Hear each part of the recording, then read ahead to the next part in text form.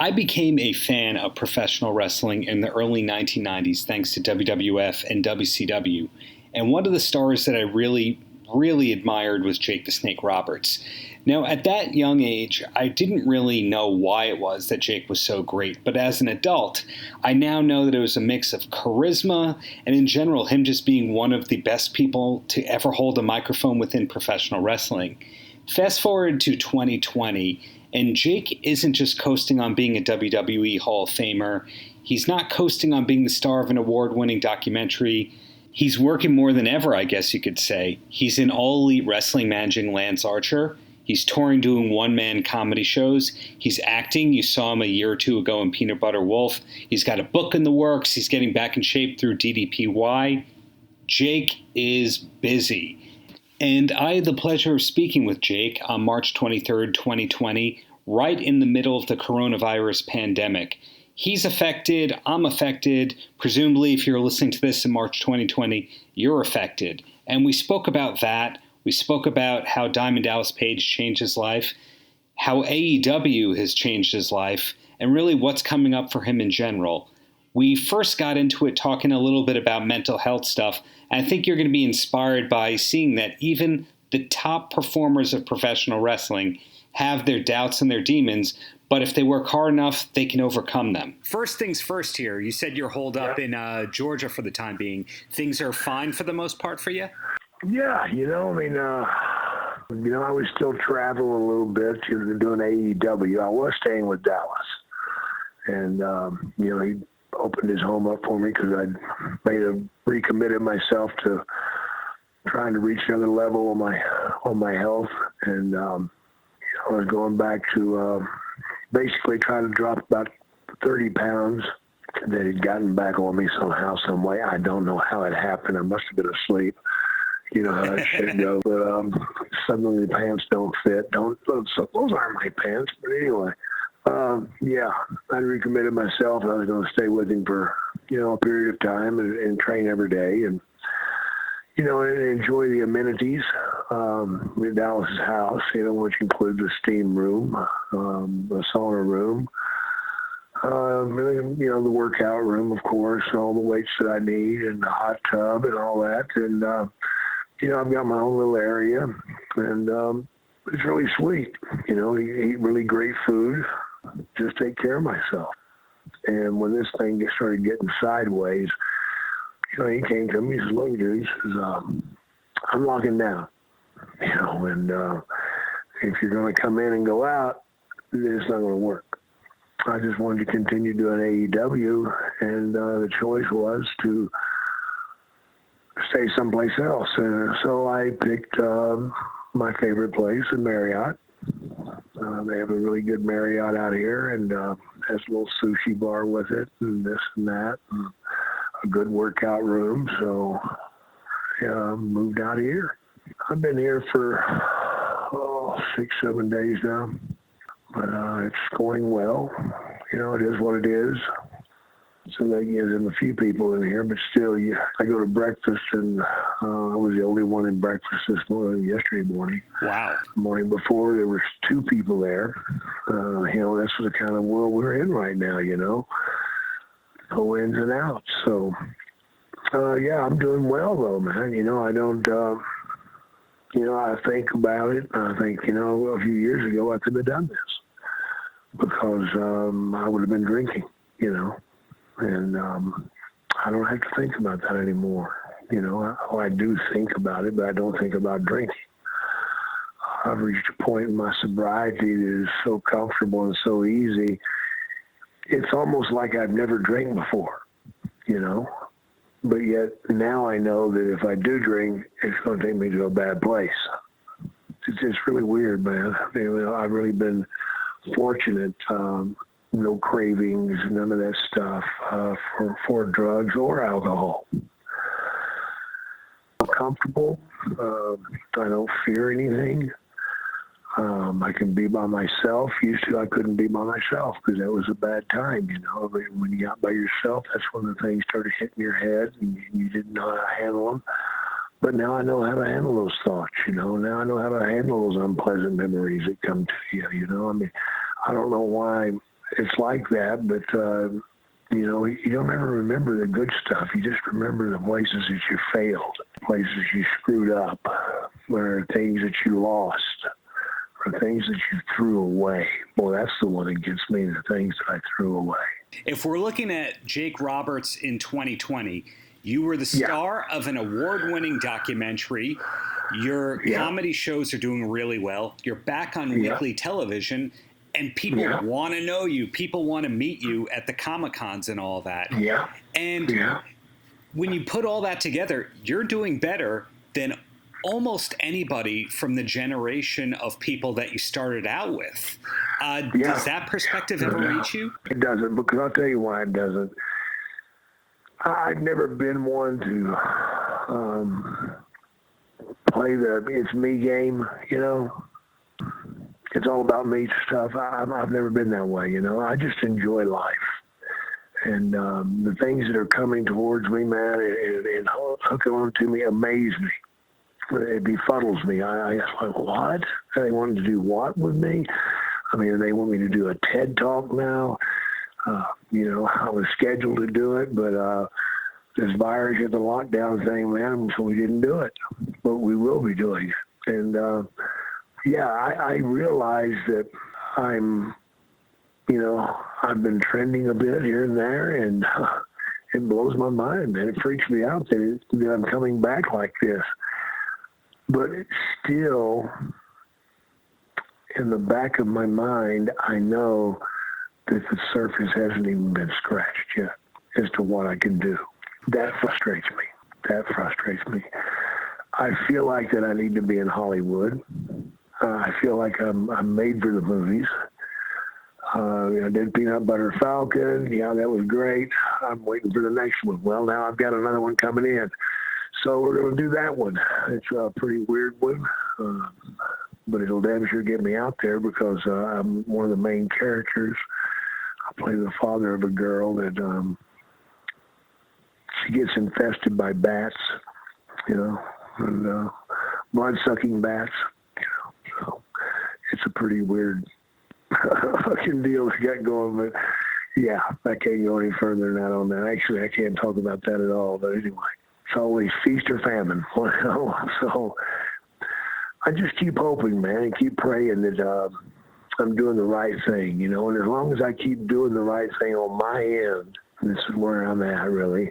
As long as I keep doing the right thing on my end, these things will come. When people talk about you as a wrestler, obviously they know who your influences are and all that. But now that you're doing comedy and you're doing one-man shows, who were the people that really inspired that? Do you have favorite comedians in general? Well, yeah, I do, but they didn't inspire this. But my favorite comedians were, you know, the bad boys. You know, I love Richard Pryor, of course. Who doesn't? There's a few others, but I don't really consider myself a comedian. You know, I just go out and tell road stories, man. You know, they're funnier than shit, no doubt. And I just use my natural ability to do an interview, you know, with that. And so I just go out and talk, man. And I don't go out with a scripted menu of where I'm going to go. I go out there with nothing in mind other than have a good time. And the people take me where they want to go, and that's where I follow, you know, and I just give them stories of whatever area they're looking at, you know, and it always seems to work out, so why change it? And it always seems to work out that I'm able to bring up addiction and that process and offer my help to any of those that are addicted, you know, to help them get on the right road. Get them on the right path.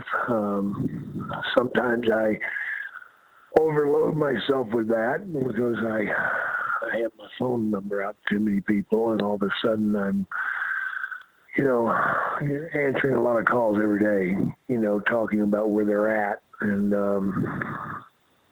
you know, it's tough, man, because you see them going down the wrong road, you know, and you get emotionally involved, and that really hurts. And so you got to be careful there not to get too much at once.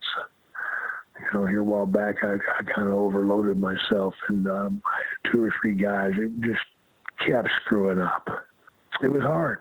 It was really hard, man. And finally, I had to reach a point to where I said, look, guys, you got to make up your mind to do the right thing or not. You guys are just paddling. You're treading water. That's all you're doing, But every now and then you go down, and I pull you back up out of it. Well, guess what? It needs to stop. And you sort of got to give in that sink or swim type attitude, man. But addiction is such a horrible thing, man. It really, really is. And there's so much of it out there. The thing with OxyContin now is just completely out of control. Oh, my God, I went to West Virginia and talked out there. And it has got such a hold in the communities there that it's unbelievable. It really is. West Virginia is one of the worst places in the world for drugs. You wouldn't think that, but it is. On the opposite side of the mentoring, that AEW locker room seems to be full of people who actually take advice. And it's been a very short run for you so far. I think you've only been announced as being there for 2 or 3 weeks. But are a lot of the guys coming to you for advice? There's a couple that have came, and I put my hand out. I went to each guy and said, look here, man, I'm here for you. This ain't about me. I'm here for you. If there's any way I can help you, if there's any questions I can ask, please come to me. And I've only had 2 people come to me, and one of them had something they really wanted to talk about, and I was able to help them with interviews and stuff, I think. So got them going in the right direction anyway. And so I felt really good about that. He's a young kid. His dad was a wrestler, Mr. Ass, Billy Gunn. It's Billy Gunn's son, that came to me and wanted to help. So that really made me feel good, man, that, here his dad's he's a superstar, a Hall of Famer in his own right, and yeah, you're coming to me. But I get that, sometimes it's easier to ask somebody else than it is your dad, because I went through that shit myself. But it was easy for me because my dad didn't want to help me. There you go. Right. So you were brought into the company, to do what it is that you do better than just about anybody, which is speak. Did they come to you, or you went to them, or Dallas introed? I don't think you've commented publicly on how it all went down. I think, my name kept getting brought up by people, but it was actually Khan that said, I want him in here. And that's quite a compliment there, that's not the way I expected to be brought in. I expected to be through Dallas or through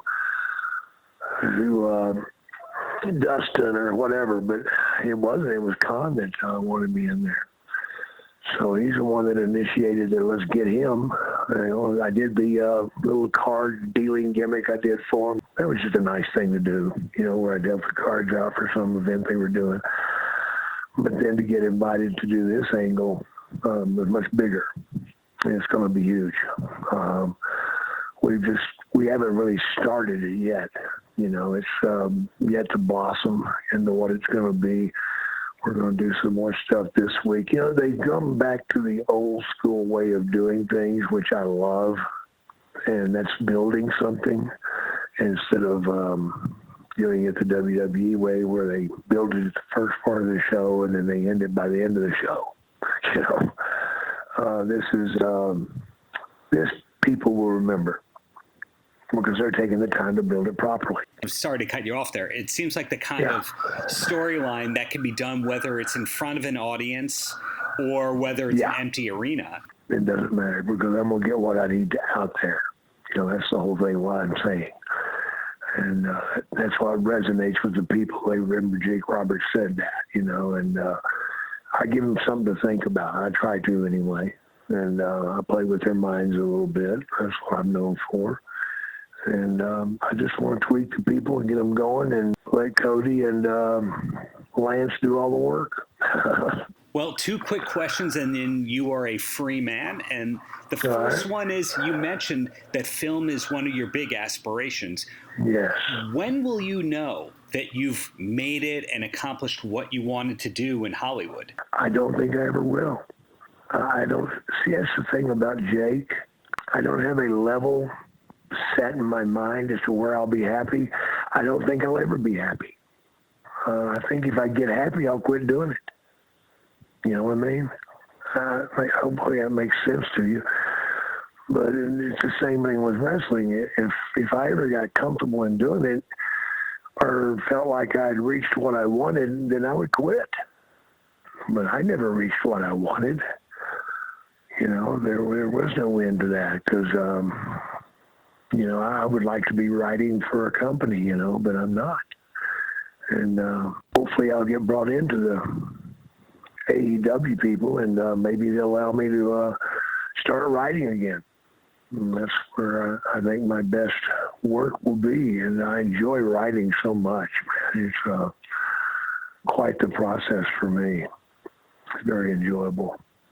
I just have to sit back and just kind of wait for it to come, man. That's what I'm doing, you know. I'm behaving myself, staying fit, trying to look the part, trying to be the part, and try to do the work right. It sounds like you're on path to everything with all these in-process projects. I think so, man. We had a great tour in Australia, you know, with the comedy, and we want to go back as soon as possible. When that is, I do not know. I want to do a big tour in the States coming up, but I'm kind of waiting for this virus to get through, man, because people don't realize that, you know, once the virus is over, it's going to take months for the people to get back on their feet again, you know, because the money's going to be thin here for a period of time. And, you know, I know Trump's talking about handing everybody $1,000. Well, it's going to take a lot more than $1,000 to make everybody well, you know. So it's going to be tough times for the people coming up. And I just want everybody to hold on to their pants, man, and not go goofy. I'm worried that it will reach a point to where we will have crime in the streets like we've never had before. Because when people get hungry, they do stupid things. And people are about to start getting hungry. Right. Well, on a brighter, pleasant note, the last question is, any last words for the kids, Jake? Just keep your eye on the prize, man. Never do anything that will deter you or pull you away from what your dream is. Don't let that mistake happen to you. Keep your eye on the prize, as they say.